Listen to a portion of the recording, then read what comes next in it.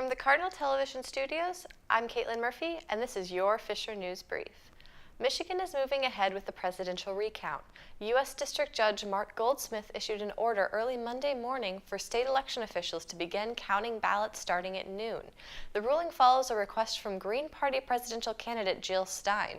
President-elect Donald Trump ended up winning Michigan's 16 electoral votes by 0.2 percentage points, or just under 10,000 votes of over 5.5 million cast. Stein has spearheaded a recount effort in Michigan, Pennsylvania, and Wisconsin. She has raised nearly $7 million to fund the recount efforts. Crews in Oakland, California combing through the site of a massive and deadly fire. At least 36 people were killed, but with less than half of the building searched, the death toll is expected to rise. Paul Verkaman is in Oakland with more. This tragedy has hit very close to home. Firefighters with shovels methodically removed debris bucket by bucket, trying to figure out why this warehouse went up in flames.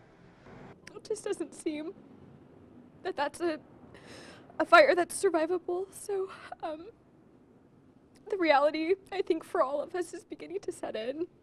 Dozens are confirmed dead, including a teenager and a local sheriff's deputy's son. We anticipate that the number of victims will rise. This building was known as the Ghost Ship. Many artists illegally lived here, and it had been under investigation for code violations and didn't have sprinklers. Got out the building, and I just saw smoke and then flames coming out the doors and the windows. Many inside trapped by the flames. One survivor says he had to leave his friend behind to save his own life. The fire was just getting too hot and the smoke was just getting too bad, and I had to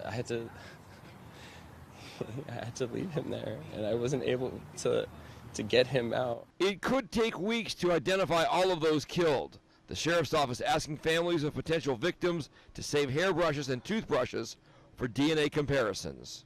The scope of this tragedy is tremendous.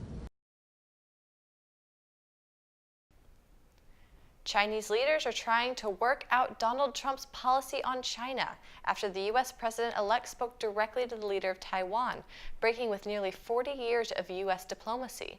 Beijing says it's been in touch with Trump and his team, and it trusts that everyone is clear about China's position on Taiwan. Trump took another swipe at China on Sunday, tweeting this: "Did China ask us if it was okay to devalue their currency, heavily tax our products going into their country, or to build a massive military complex in the middle of the South China Sea? I don't think so." Monday, a Chinese foreign ministry spokesman responded to the tweets. The man accused of killing 9 people in a Charleston church in June 2015 has decided not to represent himself. Dylan Roof has asked a judge to reinstate his defense attorneys. According to USA Today, Roof filed a motion on Sunday afternoon in a handwritten note asking if his lawyers can represent him in the guilt phase of the trial only.